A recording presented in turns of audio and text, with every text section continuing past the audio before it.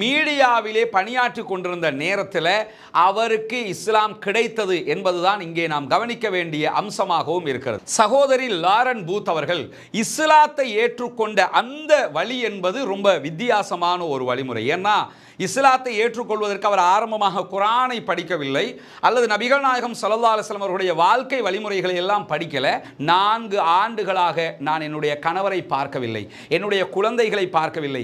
ஆனால் எங்களுக்கும் அவர்களுக்கும் இடையிலே தூரம் ஒன்றும் வெகு தூரம் கிடையாது, அருகருகிலே இருந்தாலும் என்னால் அவர்களை பார்க்க முடியவில்லை. எனவே இறைவன் உங்களுக்கு அந்த வாய்ப்பை தருவான், பொறுத்திருங்கள் என்று சொல்லி எனக்கு ஆறுதல் பண்ணாங்க.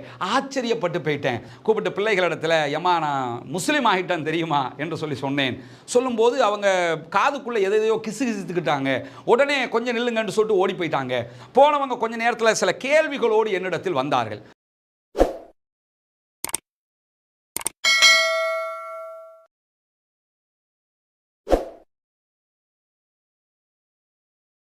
அஸ்ஸலாமு அலைக்கும் வரஹ்மத்துல்லாஹி வபரகாத்துஹு. அன்பிற்கினிய சகோதர சகோதரிகளே, நம் அனைவர் மீதும் ஏக இறைவனுடைய அமைதியும் கருணையும் உண்டாகட்டுமாக என்கிற உயரிய பிரார்த்தனைகளோடு புனிதமிக்க ரமலானுடைய மாதம் முழுவதும் இஃப்தாருக்கு பிறகு ஒளிபரப்பப்படுகிற நம்முடைய இந்த நிகழ்விலே மகிழ்ச்சியை தேடிய மனிதர்கள் என்கிற தலைப்பில் புனிதமிக்க இஸ்லாமிய மார்க்கத்தை தேடி அறிந்து கற்று ஏற்றுக்கொண்ட பிரபலங்கள் தொடர்பான வரலாற்று நிகழ்வுகளை பார்த்து வருகிறோம். அந்த அடிப்படையில் இன்றைய தினம் ஒரு முக்கியமான பிரபலம் தொடர்பான செய்தியைத்தான் பார்க்க இருக்கிறோம். அதிலும் குறிப்பாக அவர் இஸ்லாத்திற்கு வந்ததற்கு பிறகு அவர் சந்தித்த சில சங்கடமான நிகழ்வுகளும் இந்த நேரத்தில் ஒவ்வொருவரும் தெரிந்து கொள்ள வேண்டிய முக்கியமான நிகழ்வாக இருக்கிறது. அவர் யார்? அவர் ஏன் இஸ்லாத்திற்கு வந்தார்? பிரித்தானியாவினுடைய முன்னாள் பிரதமர்களில் ஒருவராக இருந்தவர் தான் டோனி பிளேயர். டோனி பிளேயருடைய உறவுக்கார பெண்மணி ஒருவர் இஸ்லாத்தை ஏற்றுக்கொண்டு விட்டார் என்று சொல்லி மிக பரபரப்பாக ஊடகங்கள் பேசிக்கொண்டிருந்த காலகட்டத்தில் தான் நான் தான் அந்த பெண்மணி என்று சொல்லி லாரன் பூத் அவர்கள் தன்னுடைய இஸ்லாம் தொடர்பான அறிமுகத்தை ஊடகங்களுக்கு மத்தியிலே பகிர்ந்து கொண்டார். லாரன் பூத் அவங்களை பொறுத்தவரையில் அவர் பட்டப்படிப்பின் பின்னால் தேர்ந்தெடுத்து கொண்ட துறை ஊடகம் தொடர்பானது. ஊடகம் தொடர்பான கற்கைகளை கற்று முடித்து மீடியாவிலே பணியாற்றி கொண்டிருந்த நேரத்தில் அவருக்கு இஸ்லாம் கிடைத்தது என்பதுதான் இங்கே நாம் கவனிக்க வேண்டிய அம்சமாகவும் இருக்கிறது. குறிப்பாக இஸ்லாத்தை பற்றி மேற்குலகம் பார்த்து கொண்டிருக்கக்கூடிய ஒரு பார்வை இருக்கிறது. இஸ்லாம் என்பது கிழக்காசியாவினுடைய ஒரு மதம் என்பதுதான் அவர்களுடைய பார்வை. ஏன்னா வெஸ்டில் இருக்கக்கூடிய மக்கள்ல பெரும்பாலானவங்க மதங்கள் என்றாலே ஏதோ வேற என்னமோ மாதிரி பார்த்துக்கிட்டு இருக்கக்கூடிய ஒரு சூழல் இருக்கிறது. கிறித்தவ மதம் அல்லது யூத மதங்களை பொறுத்தவரையில் அதுதான் நம்முடைய வெஸ்ட் கண்ட்ரிகளுக்கு ஏற்றது போல இருக்குது. நம்ம எல்லாம் வெஸ்டில் இருக்கணும்னா யூதராக அல்லது கிறித்தவராக இருக்கணும் என்கிற மாதிரியான ஒரு மேலாண்மை பார்வை இருக்கிறது. அதை தாண்டி மதங்கள் எல்லாம் ஒரு வாழ்க்கையா? மதங்களையும் மார்க்கங்களையும் பின்பற்ற முடியுமா? நமக்கு சயின்ஸ் இருக்குது, மாடர்ன் சயின்ஸ் இருக்குது, அதைத்தானே நம்ம பார்க்கணும் என்கிற பார்வை கொண்ட மதங்களே வேண்டாம் என்கிற ஏத்திஸ்டும் அதிகமாக இருக்கக்கூடிய பகுதிகளாக அந்த பகுதிகள் இருக்கிறது. இருப்பினும் மதங்களை பற்றி அவர்கள் என்ன குறையை சொன்னாலும், இஸ்லாத்தை பற்றி என்ன விமர்சனங்களை முன்வைத்தாலும் கடைசியில் அவர்கள் மன நிம்மதிக்காக தேர்ந்தெடுக்கக்கூடிய இடமாக புனிதமிக்க இஸ்லாமிய மார்க்கம் தான் இருக்கிறது. அந்த அடிப்படையில் 9/11 தாக்குதல் என்பது உலக மட்டத்தில் உலக இஸ்லாமியர்களை குற்றவாளி கூண்டில் சந்தேக பார்வைக்கு முன்னால் நிறுத்திய ஒரு தாக்குதலாக அமைந்தது. ஒசாமா பின் லேடன் என்கிறவருடைய தலைமையில் அமெரிக்காவினுடைய இரட்டை கோபுரங்கள் மீதான தாக்குதல் நடத்தப்பட்டதாக அமெரிக்கா அன்று முதல் இன்று வரை சொல்லிக் கொண்டிருந்தாலும் அதனுடைய பின்னணிகள், அந்த தாக்குதலில் ஈடுபட்டவர்கள் யார் என்கிற பல உண்மைகள் எல்லாம் இன்றைக்கு வெளிவந்து கொண்டும் இருக்கிறது. அது ஒரு புறம் இருக்க, இந்த 9/11 தாக்குதலுக்கு பின்னால் ஊடகங்களில் முஸ்லிம்கள் என்றால் பயங்கரவாதிகள், இஸ்லாம் என்றால் பயங்கரவாதத்துக்குரிய மார்க்கம், முஸ்லிம்கள் என்றாலே குண்டு வைக்கக்கூடியவர்கள் என்கிற ஒரு பிம்பம் உருவாக்கப்பட்டது மட்டுமல்லாமல் ஒருவர் நீண்ட தாடியை வைத்து தலையிலே ஒரு குல்லாவை போட்டுக்கிட்டு ஒரு ஜுப்பாவை போட்டுக்கிட்டு இருந்தாருன்னா இவர் அடுத்ததாக குண்டு வைக்க போறாரோ என்கிற விதமாக ஊடகங்கள் இஸ்லாமியர்களையும் அரபிகளையும் ஜுப்பானிய கூடிய விதத்தில் இருக்கக்கூடியவர்களையும் சித்தரித்துக் கொண்டே இருந்தார்கள். அந்த தாக்கம் சகோதரி லாரன் பூத் அவர்களுக்கும் இல்லாமல் இல்லை.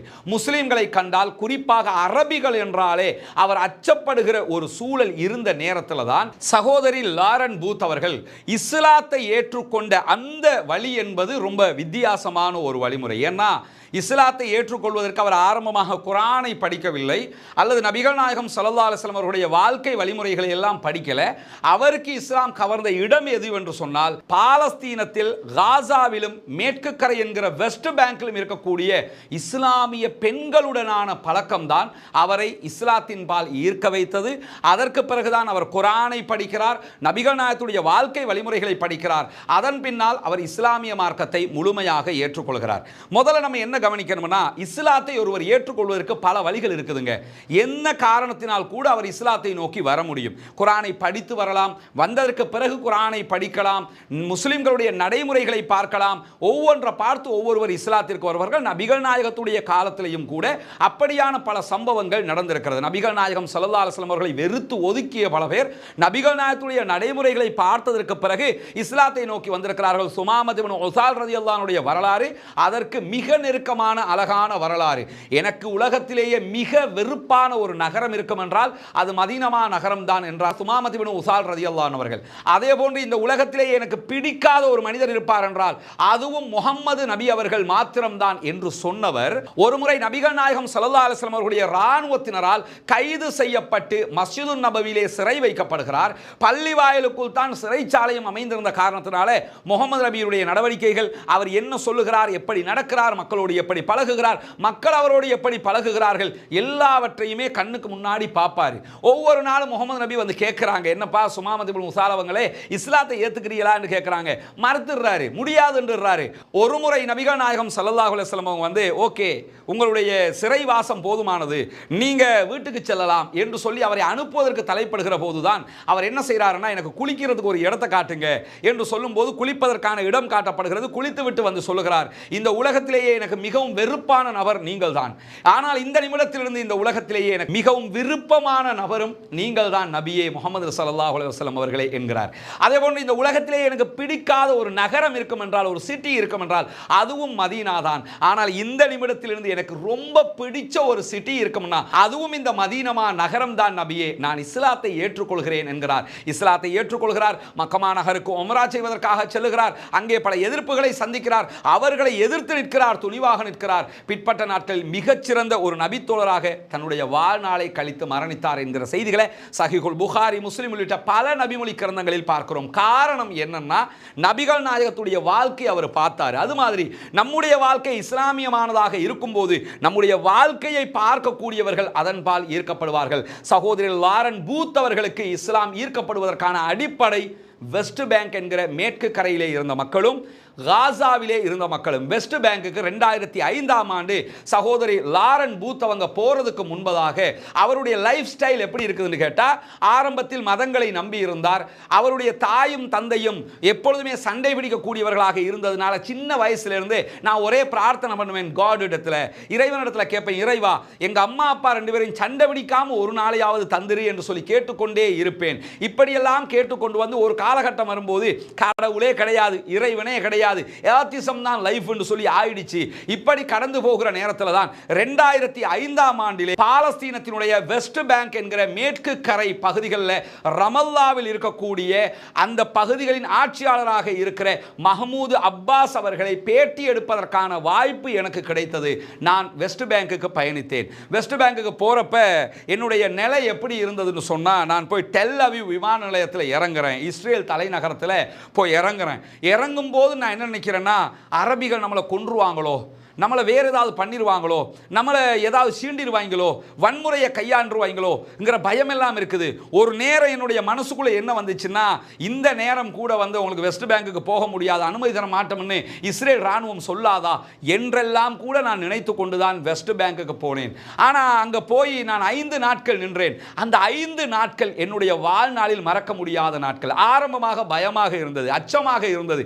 அந்த மக்களை பார்ப்பதற்கே நான் யோசித்த நேரத்தில் என்னை நெருங்கி வந்த அந்த மக்கள் என்ன சொன்னார்கள் என்றால், அச்சப்படாதீர்கள், பயப்படாதீர்கள், உங்களுக்கு என்ன நடந்தாலும் அதை பாதுகாக்கிறதுக்கு நாங்கள் இருக்கிறோம், எங்களை மீறித்தான் யாரும் உங்களை எதுவும் செய்ய முடியும் இங்கே.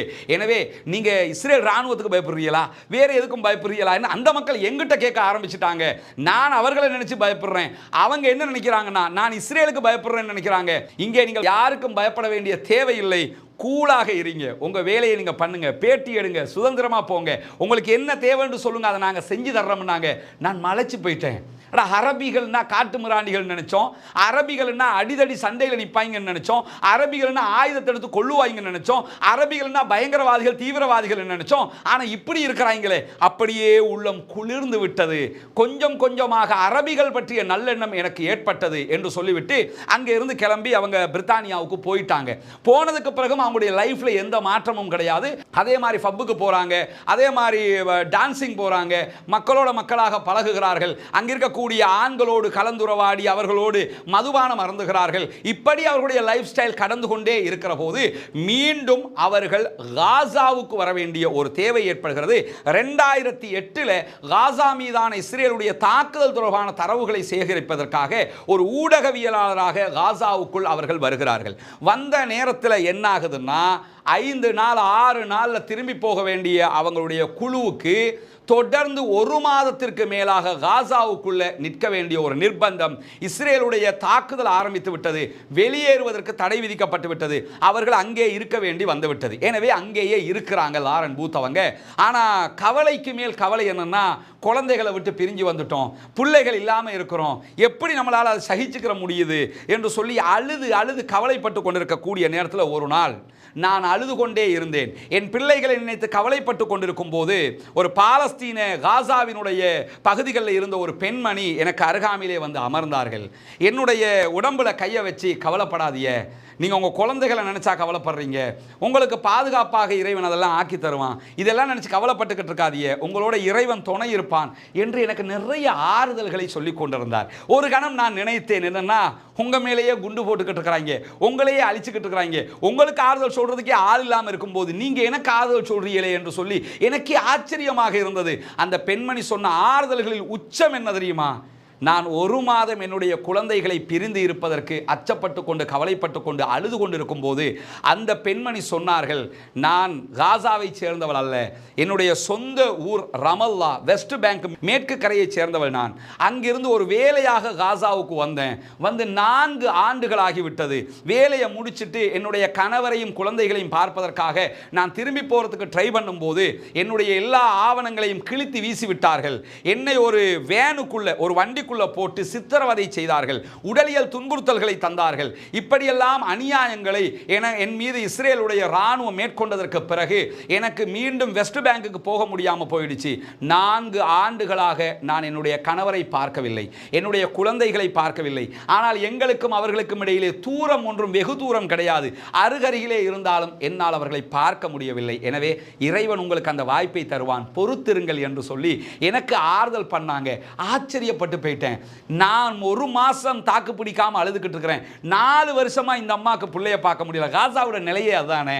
குழந்தைகள் இல்லை, பிள்ளைகள் இல்லை, கணவர்கள் இல்லை, மனைவிமார்கள் இல்லை, எத்தனை பேர் அனாதைகளாக அலைந்து கொண்டிருக்க வேண்டிய ஒரு நிர்பந்தம் இருக்கிறது. ஆனாலும் அவர்கள் கீழே விழவில்லை. நமக்கும் அவங்களுக்கும் உள்ள வித்தியாசமே அதாங்க. நமக்கு ஒரு சின்ன சங்கடம், சின்ன ஒரு குழப்பம், சின்னது ஒரு பிரச்சனை வந்து முடிய தலையில் கையை வச்சுக்கிட்டு, அல்லாஹ் என்ன நீ பார்க்க மாட்டியா, உனக்கு கண் இல்லையா, இந்த கஷ்டத்தை எல்லாம் பார்க்கறதுக்கு ஆளே இல்லையா, இப்படி ஆயிடுச்சே என்று புலம்புகிற நேரத்தில் அந்த மக்களிடத்தில் போய் கேட்டு பாருங்கள், என்ன நடக்கிறது? மேலே இருக்கிறவன் பார்த்து கொண்டிருக்கிறான். அமெரிக்கா எங்களை ஒன்றும் செய்ய முடியாது, இஸ்ரேலால் ஒன்றும் செய்ய முடியாது, அல்லாஹுவால் மாத்திரம்தான் எங்களை அழிக்கவும் முடியும், ஆக்கவும் முடியும். எனவே அல்லாஹுடைய பாதுகாப்பு எங்களுக்கு இருக்கிறது என்று நாங்கள் நம்புகிறோம் என்று அழுத்தமாக சொல்லுவார்கள். இதையெல்லாம் பார்த்து அப்படியே கவரப்பட்டு கொண்டே வருகிறார்கள். வருகிற சந்தர்ப்பத்தில் ரமலானுடைய காலகட்டமாக இருக்கிறது.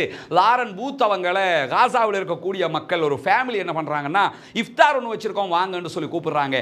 நானும் இஃப்தாருக்கு போனேன். ஒரு 18 பேர் கொண்ட ஒரு குடும்பம், கொஞ்சம் தான் சாப்பாடு இருக்கு. நான் இஸ்ரேலுடைய முற்றுகை ஒக்கிபேஷன் இருக்கக்கூடிய காலகட்டம் அது. உணவுகள் இதே மாதிரி இப்போ இருக்கிற மாதிரி ரொம்ப தட்டுப்பாடான காலகட்டம். கொஞ்சம் உணவுகளை வச்சுக்கிட்டு இஃப்தார் நடத்துகிறாங்க. என்னையும் கூப்பிட்டுருந்தாங்க. அங்கே போய் முடிய எனக்கு கடுமையான கோபம். யார் மேலே கோபம்னா, முஸ்லீம்கள் இறைவனாக நம்புகிற இறைவன் மீது எனக்கு கோபம் அப்படி என்கிறாங்க.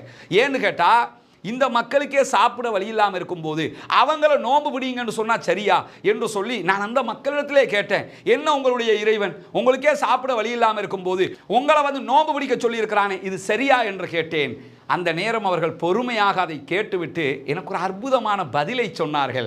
உண்மையிலேயே அந்த பதில் இஸ்லாமியர்களாகிய நாமும் பலவிடத்தம் தெரிந்து கொள்ள வேண்டிய பதில். ஏன்னா இன்னைக்கு நீங்கள் தொலைக்காட்சிகள் எடுத்தீங்கன்னா மாற்று மத சகோதரர்கள் வந்து ஏன் நோன்பு பிடிக்கிறீங்கன்னு நம்ம உலமாக்கள்கிட்ட கேட்கும்போது பசியை உணர்வதற்காக நோன்பு பிடிக்கிறோம் என்கிறார்கள். பசியை உணர்வதற்கு தான் நோன்பு என்று சொன்னால் காசா மக்களுக்கு நோன்பே கிடையாது என்று சொல்லணும். ஏன்னா அவங்கள விட பசியை உணர்ந்தவங்க யாரு இருக்க முடியும்? பணக்காரன் மட்டும்தான் நோன்பு பிடிங்கன்னு சொல்லணும். ஏன்னா பசியை உணர்றவன் பணக்காரன் தானே உணரணும். ஏழைக்கு தான் பசி வந்துகிட்டே இருக்குமே, அப்படி என்று நாம் புரிந்து கொள்ள வேண்டி வந்துவிடும். உலமாக்களே இந்த விளக்கத்தை சொல்வதை நீங்கள் பார்க்க முடியும்.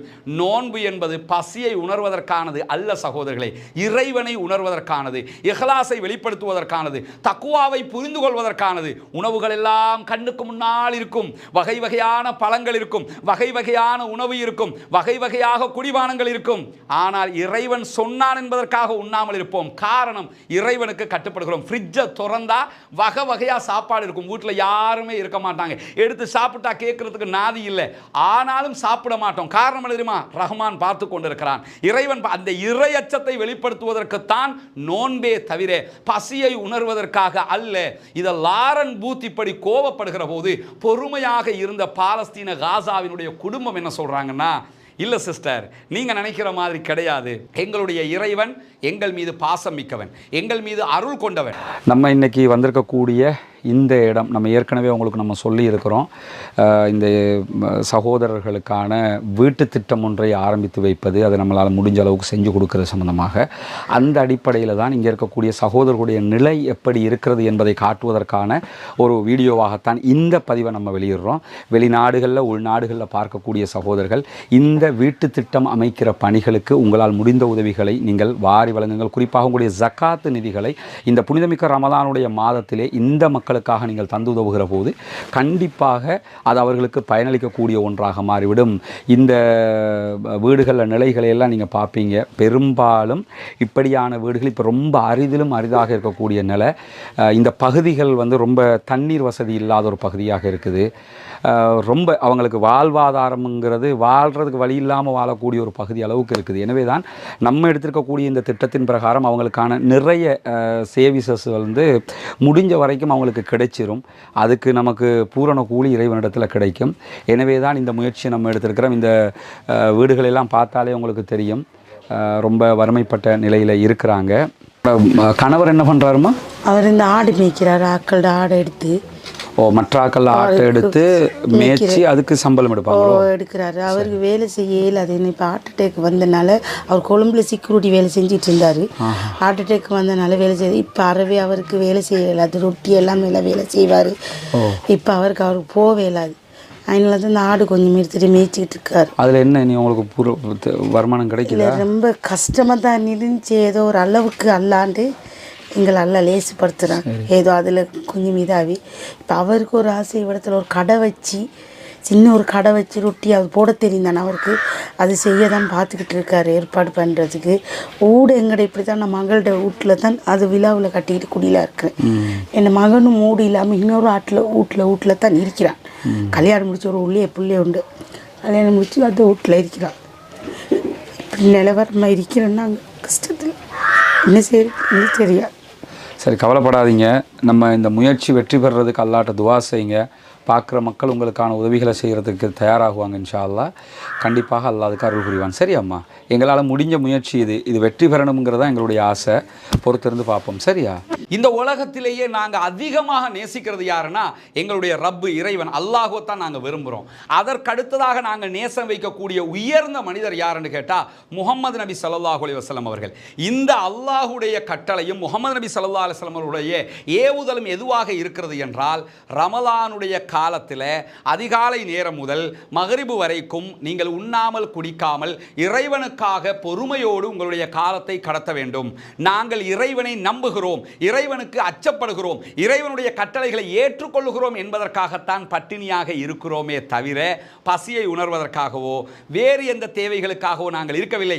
நாங்கள் பட்டினியால் இருப்பதால் இறைவனுக்கு எந்த ஒரு கூடுதலோ குறைவோ ஏற்பட போவதும் இல்லை. எனவே நாங்கள் இறைவனை நேசிக்கிற காரணத்தினால், இறைவன் சொன்ன கட்டளையை ஏற்றுக்கொண்டிருக்கிற காரணத்தினால் நோன்பாளிகளாக இருக்கிறோம் என்று சொன்னார்கள். ஆச்சரியப்பட்டு போனேன். குர்ஆனை படிக்க வேண்டும் என்று நினைத்தேன், குர்ஆனை தேடினேன், நபிகளாருடைய வாழ்க்கை வழிமுறைகளை தேடினேன் என்று சொல்லக்கூடிய லாரன் பூத் அவங்க சொல்றாங்க, சில நேரங்களில் சில பேர் எங்கிட்ட வந்து இஸ்லாத்துக்கு போயிட்டியே, குர்ஆனை படிச்சியா என்று கேட்பார்கள். ஏன் முஸ்லிம்களே என்னிடத்தில் கேட்பார்கள், குர்ஆனில் எவ்வளவு படிச்சிருக்கிய என்று கேட்பார்கள். ஒன்றை புரிந்து கொள்ளுங்கள் என்று விட்டு ஒரு தத்ரூபமான பதிலை லாரன் பூத் அவர்கள் சொல்கிறார்கள். குர்ஆனை படிச்சியா, குர்ஆனை படிச்சியான்னு கேட்குறீங்களே, ஏன் நான் இஸ்லாத்துக்கு வந்துட்டா முழு குர்ஆனையும் 10 நாளில் உட்கார்ந்து படிச்சிடணுமா, அல்லது 3 மாசத்தில் படிச்சு விட்டு தான் இஸ்லாத்துக்கு வரணுமா என்று கேள்வி எழுப்பக்கூடிய சகோதரி லாரன் பூத் அவர்கள் சொல்கிறார்கள், குர்ஆன் என்பது வீக்லி மேகசின் அல்ல, குர்ஆன் என்பது ஒரு வீடியோ பார்ப்பது போன்ற ஒரு காட்சி அல்ல, குர்ஆன் என்பது லைஃப், வாழ்க்கை. அன்னை ஆயிஷா சித்திகா அவர்கள் இடத்துல போய் சஹாபாக்கள் கேட்குறாங்க, நபிகளார் ஸல்லல்லாஹு அலைஹி வஸல்லம் உடைய லைஃப் ஸ்டைல் எப்படி இருந்தது என்று சொல்லும்போது ரசூலுல்லாஹ்வுடைய வாழ்க்கை குர்ஆனாக இருந்தது என்று அன்னை ஆயிஷா சித்திகா ரலியல்லாஹு அன்ஹா சொல்லுவார்கள். அந்த தகவலுக்கு ரிலேட்டடாக சகோதரி லாரன் பூத் அவங்க என்ன சொல்றாங்கன்னா, குர்ஆனுங்கிறது வீக்லி மேகசின் இல்லை, அப்படி படிச்சுட்டு வச்சுக்கிட்டு போகிறது. குர்ஆன் என்பது லைஃப், அதான் வாழ்க்கை. குர்ஆனை படிக்க வேண்டும், அதை மனப்பாடமிட வேண்டும், அதில் சொல்லப்படுகிற கருத்துக்களை ஏற்றுக்கொள்ள வேண்டும், அதை அப்படியே வாழ்க்கையில் கொண்டு வர வேண்டும். நான் முழு குர்ஆனையும் என்னுடைய வாழ்நாள் முழுவதுமே படிப்பேன், உங்களுக்கு என்ன தேவை இருக்கிறது என்று கேட்டார்கள். சரியான கேள்வியும் கூட. குர்ஆன் என்பது நாம் வாழ்வதற்கு, பின்பற்றுவதற்கு என்று சொல்லும்போது இன்னொருவருக்கு காட்டுவதற்கானது அல்ல என்பதை சகோதரி லாரன் பூத் அவர்கள் சொன்னது மட்டுமல்லாமல், இறுதியாக அவருடைய லைஃப்பில் நம்ம தெரிஞ்சுக்கிற வேண்டிய ஒரு முக்கியமான கட்டம் என்னன்னா, இஸ்லாத்துக்கு வந்துட்டேன், இஸ்லாத்தை ஏற்றுக்கிட்டேன், காசாவில் இருந்து போயிட்டேன், பிரித்தானியாவுக்கு போய் என் பிள்ளைகளை கூப்பிட்டு முதல்ல அவங்க கிட்ட சொல்லுவோம் அப்படின்னு சொல்லி என்னுடைய இஸ்லாத்திற்கான வருகையை பற்றி நான் கிச்சனில் இருக்கும்போது பிள்ளைகளை கூப்பிட்டு பிள்ளைகளிடத்தில், எம்மா நான் முஸ்லீம் ஆகிட்டேன் தெரியுமா என்று சொன்னேன். சொல்லும்போது அவங்க காதுக்குள்ளே எதையோ கிசுகிசுத்துக்கிட்டாங்க. உடனே கொஞ்சம் நில்லுங்கன்னு சொல்லிட்டு ஓடி போயிட்டாங்க. போனவங்க கொஞ்சம் நேரத்தில் சில கேள்விகளோடு என்னிடத்தில் வந்தார்கள். வந்து என்ன கேட்டாங்கன்னா, ஒரு முக்கியமான ஒரு 3 கேள்வியை கேட்டார்கள். என்னுடைய மகள் அலெக்ஸ் கேட்கும்போது, மாமா நீங்கள் இஸ்லாத்துக்கு போயிட்டியே, இனிமேலும் சாராயம் குடிப்பீர்களா, மது அருந்துவீர்களா என்று கேட்டார். உடனே நான், இல்லை நான் முஸ்லீம் ஆகிவிட்டேன், இனிமேல் மது அருந்த மாட்டேன் என்று சொன்னேன். இரண்டாவதாக, அப்படி என்றால் இனிமேல் நீங்கள் புகை பிடிப்பீர்களா, சிகரெட் பிடிப்பீங்களா என்று கேட்டார்கள். நான் முஸ்லீம் ஆகிவிட்டேன் மகளே, இனிமேல் சிகரெட்டும் பிடிக்க மாட்டேன் என்றேன். அதுக்கு பிறகு அவங்க என்ன கேட்டாங்கன்னா, அப்படின்னா நீங்கள் இந்த அரைகுறையா ட்ரெஸ் பண்ணிக்கிட்டு போறீங்களே, இந்த அரைகுறை ஆடை இனிமேல் இருக்குமா என்று கேட்கும்போது அப்படி திக்குன்னு அடிச்சு எனக்கு. என்னடா இது, ஆமா நான் முஸ்லீம் ஆகிட்டேன்ல, இன்னும் அதே மாதிரி ட்ரெஸ்ஸை மாட்டிக்கிட்டு இருக்கிறேனே.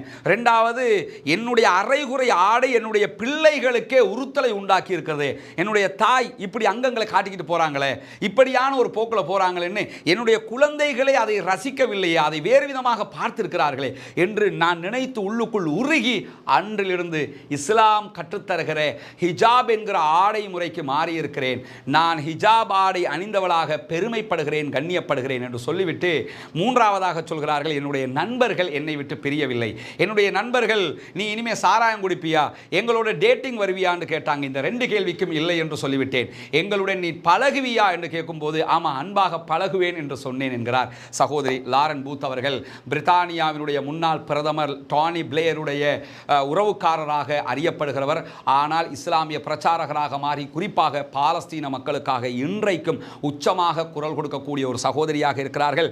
இதனால் தான் பாலஸ்தீனத்தினுடைய செய்திகள் உலகு தெரிந்துவிடக்கூடாது, பாலஸ்தீனத்தினுடைய செய்திகள் ஊடகங்களில் வந்துவிடக் கூடாது என்று இஸ்ரேல் அடிக்கடி தடை போடுகிறது என்பதையும் புரிந்து கொள்ளுங்கள். அந்த மக்களுடைய வாழ்க்கை வரலாறுகள், அந்த மக்களுடைய செயல்பாடுகள் இந்த உலகத்திற்கு தெரிய வருகிற போது கண்டிப்பாக அதை பார்க்கிறவர்கள் இஸ்லாத்தை நோக்கி ஓடி வருவார்கள். அப்படியான ஒரு பண்பாடு மிக்க மக்களாக பாலஸ்தீன மக்கள் இருக்கிறார்கள் என்பதற்கு இதுவும் ஒரு சிறந்த எடுத்துக்காட்டு. நாளைய தினம் இன்ஷா அல்லாஹ் இன்னும் ஒரு இஸ்லாத்தை ஏற்றுக்கொண்ட மகிழ்ச்சியை அடைந்து கொண்ட ஒரு பிரபலம் தொடர்பான வரலாற்றோடு சந்திக்கிறேன். வாஹிர் தஅவானா அல்ஹம்துலில்லாஹி ரப்பில் ஆலமீன்.